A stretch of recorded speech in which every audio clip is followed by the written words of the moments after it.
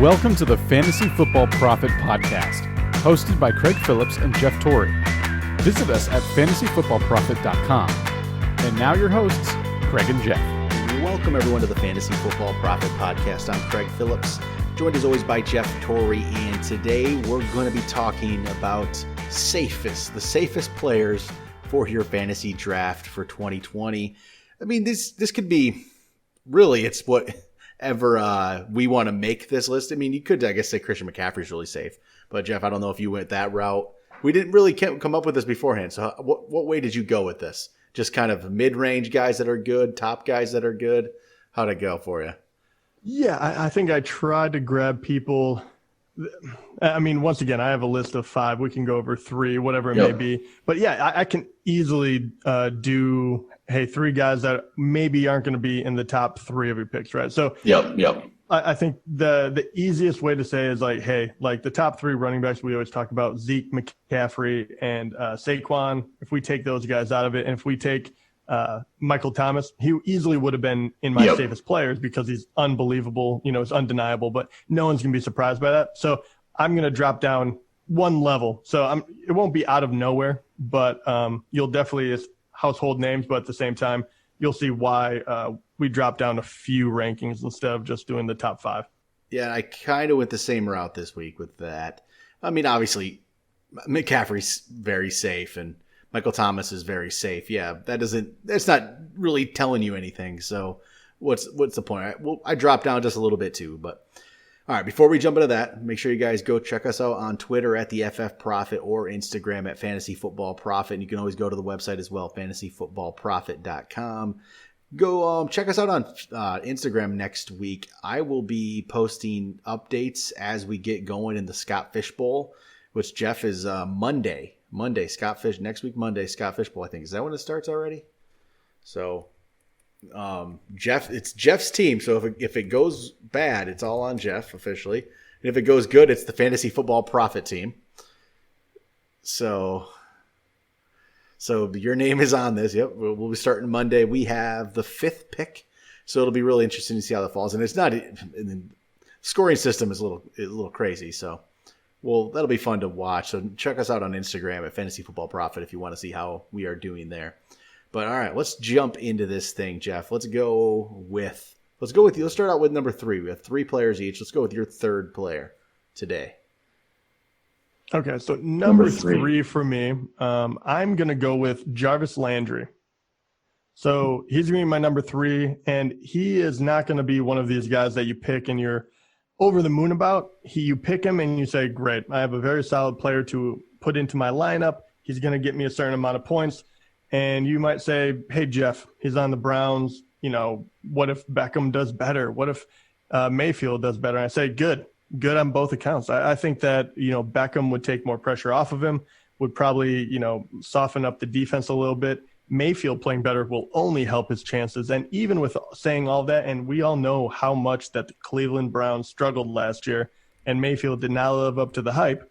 But even with all of that, he went over 1,100 yards. He caught 6 touchdowns. He played a full season, which is always great. And that is great to see because we didn't know what he was going to be really after leaving Miami, right? So he played 2 years in Cleveland, and he kind of put up similar numbers. He's very close to 1,000 yards. He, around 5 touchdowns. So I think that's kind of money in the bank. I don't think he's going to really jump up. I don't think he's going to repeat, over 100 receptions like he did in Miami.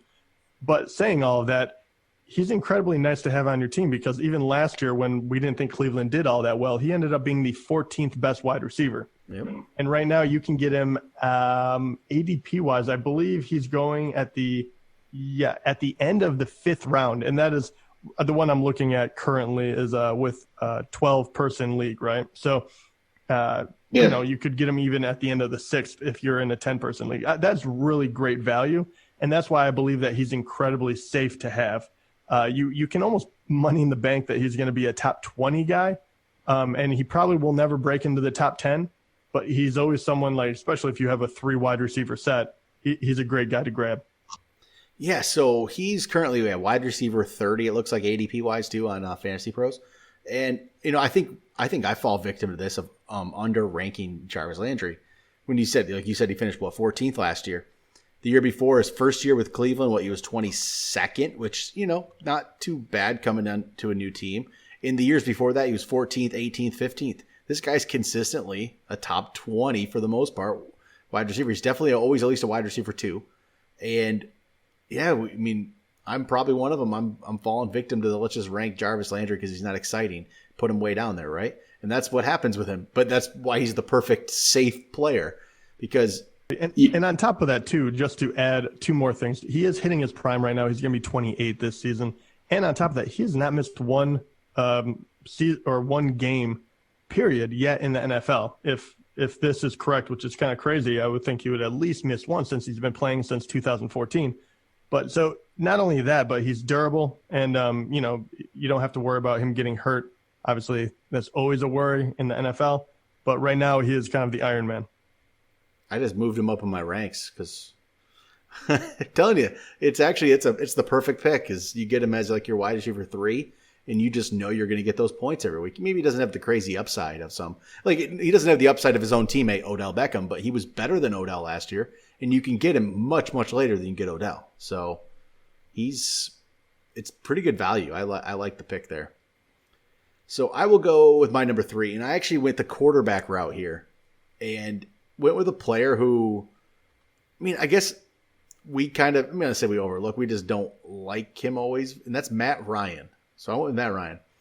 And the reason why I think is you're pretty much going to get yourself, I believe, at this point, a top 10 quarterback. I know we had a couple seasons of 15th and 19th. More likely than not, you're going to get yourself a quarterback that's going to be in the top 10. And you're not having to, the thing is, you're not having to pay for that. You're getting like 8th, 9th, 10th, which I just feel like he's going to be pretty consistent there. The rest of the players around him, and this is why I think it ends up being that way too, is I don't think there's any safety with pretty much anybody else. Carson Wentz, who's right behind him, you like Carson Wentz? You've always kind of liked him, right, Jeff? But you put him down lower this year, didn't you? Because of the injury concerns, right? Yeah, Tom Brady, we don't know what he's going to be like. You got Josh Allen, who's all over the board, right? I think I like Josh Allen fantasy-wise, but you don't know what you're going to get from him. Deshaun Watson, honestly, I don't think you know what you're going to get from him with his wide receiving core. There's so many players that it's just, what are they going to do? But Matt Ryan has Todd Gurley in the backfield, and he's throwing the ball to Julio Jones, Calvin Ridley, and Hayden Hurst now, I think. So Hayden Hurst is very solid there. I think you can't go wrong with Matt Ryan as at least a top 10. I'm not saying he's going to be higher than that, but he's going to be a top 10 guy. And he's he gets overlooked even in drafts, because in drafts I feel like he drops slightly lower. So I think Matt Ryan's just going to be consistent, relatively safe for you. You're going to get yourself a top 10 quarterback if you pick him. And he's probably going to be there on the field as well. That's another thing. He doesn't miss games. The last time he missed a game was in 2009. Or he missed one game last year, right? But that's it. The guys play 16, 14, or 15 every year. That's very consistent. He's always there. I think you'll be fine. Get Matt Ryan.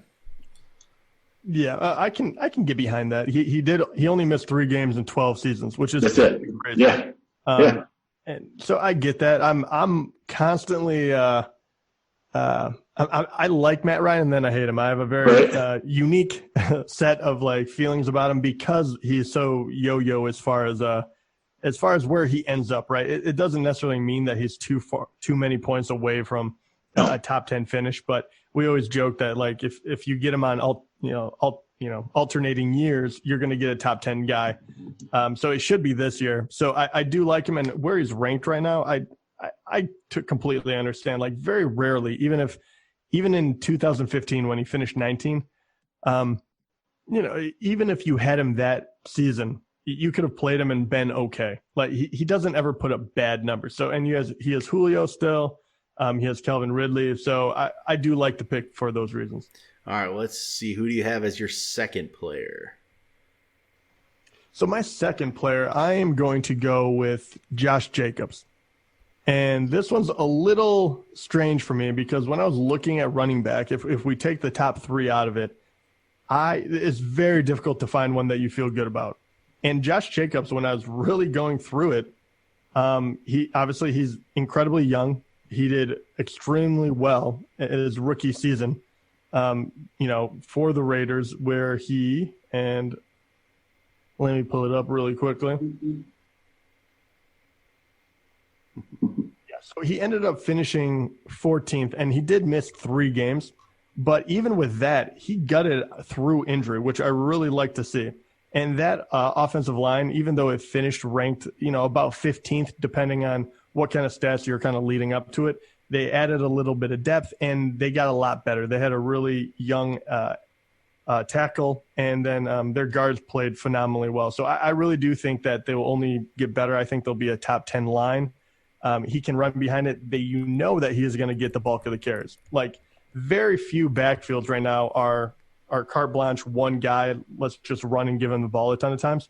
Josh Jacobs is one of the only guys in that top 10 discussion that is outside of, Zeke, McCaffrey, Saquon. Everyone else, that they're going to have a handcuff. They're going to have someone else there.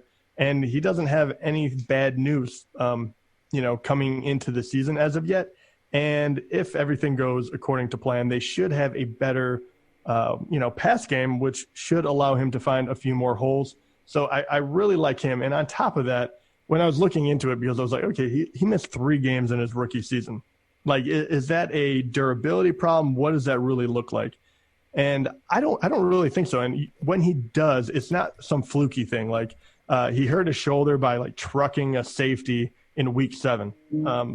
Good for him. He's running hard. He's doing his thing. And on top of that, he doesn't have a whole lot of wear on the tires yet. I mean, he came out of college with hardly any touches, which is really unheard of.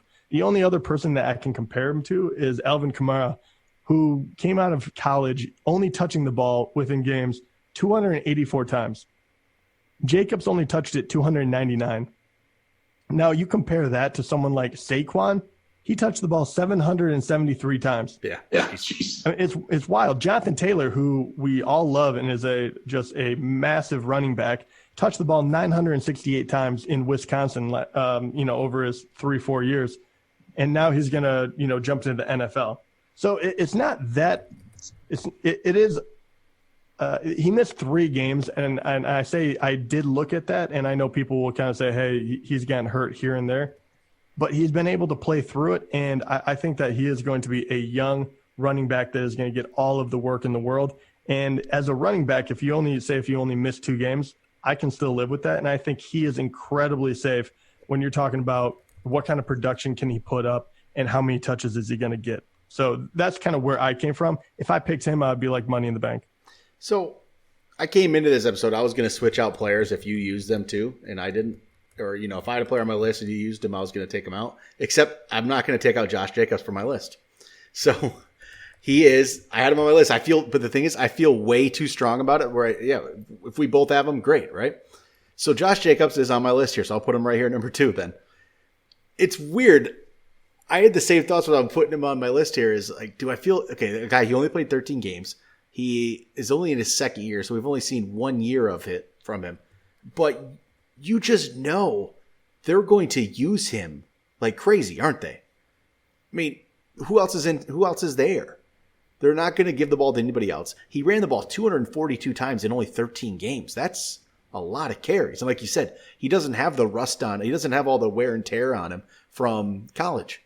And if he was able to get 242 carries last year in only 13 games, he turned that into 1150 yards, 7 touchdowns. I don't see how you can go wrong here. And you're getting him at the back end. Usually probably the end of the 1st round. He's probably going right now. But I think this is an incredibly safe pick. And not even just safe. I think it's a safe pick with upside, which doesn't always happen. But I mean, there's no doubt Jacobs could become one of the best backs in the league from what you saw in his 1st year. So why not? So this is a pick that's safe, has upside. I don't see anything going wrong. I mean, especially around him too. I mean, Nick Chubb, you could say there's some Kareem Hunt worries. Aaron Jones, he has worries that they drafted A.J. Dillon and stuff. Kenyon Drake, there's no one's that confident in Drake yet, but Josh Jacobs, I feel like, is just safe. And Yeah, I'm gonna keep him right here on my list. So there we go. He's our number 2 for both of us. All right, let's see here. Let's go to number 1 now. Number 1, Jeff. Who do you have there at number 1?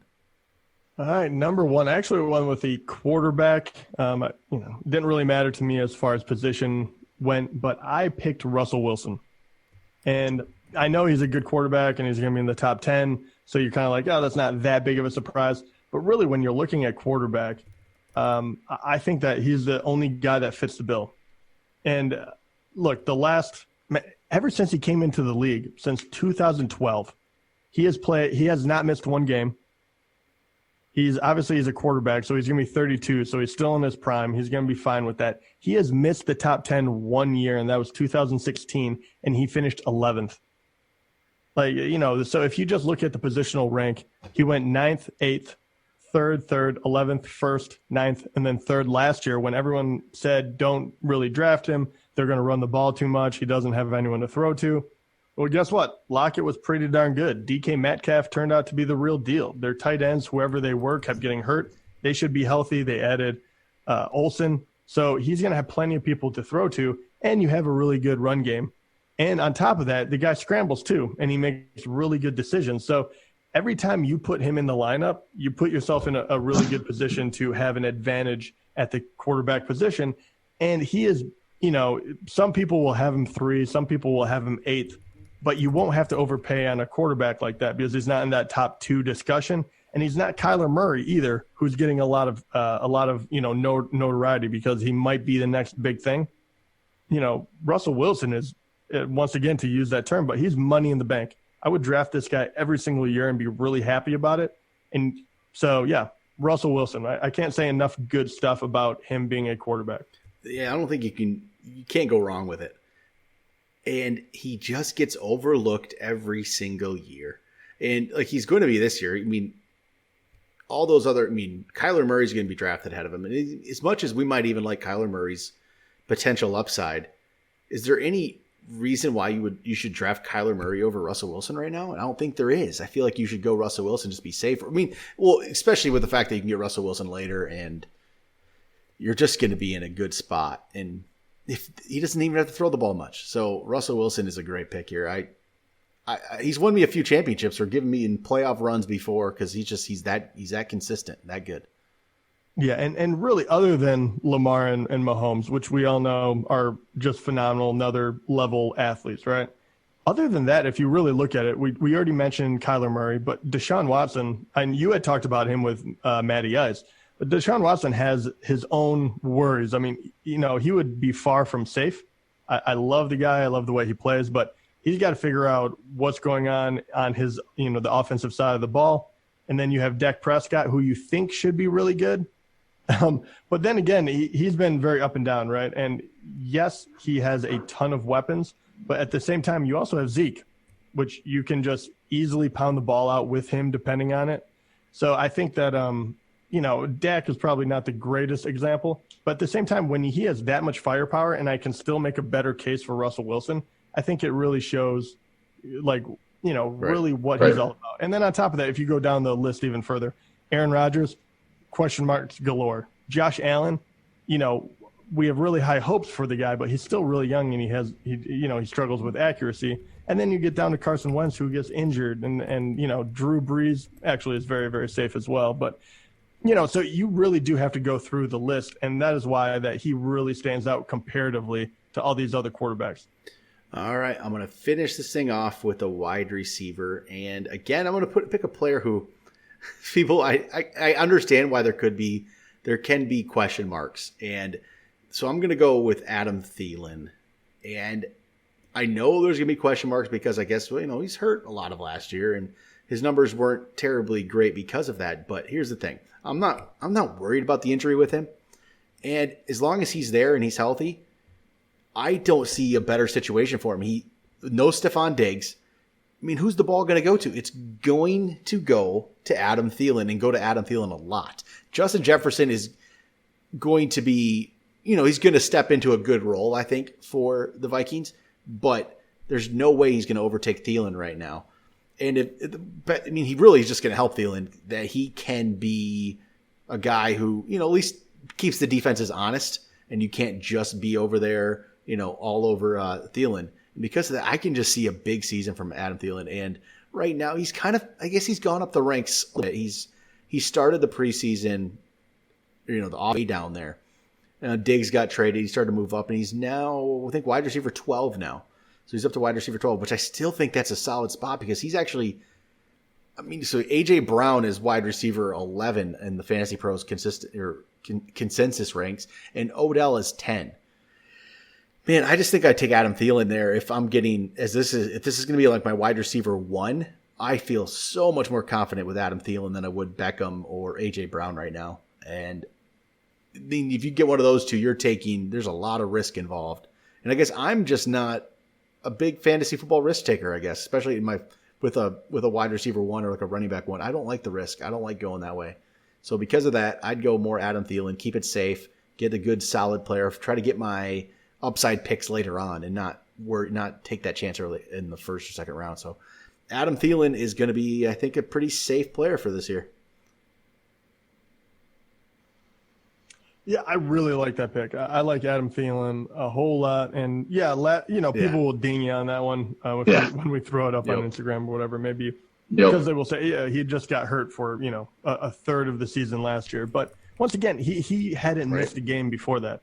And he is incredibly good. He's already got the rapport with Kirk Cousins. You have a good run game that should bolster that. And you said all the right things about Justin Jefferson. So I really like him. I think he is being underutilized right now because he's also a great red zone target, right? I mean, he's not one of these guys, if he doesn't get 10 catches in a game, he can't be useful.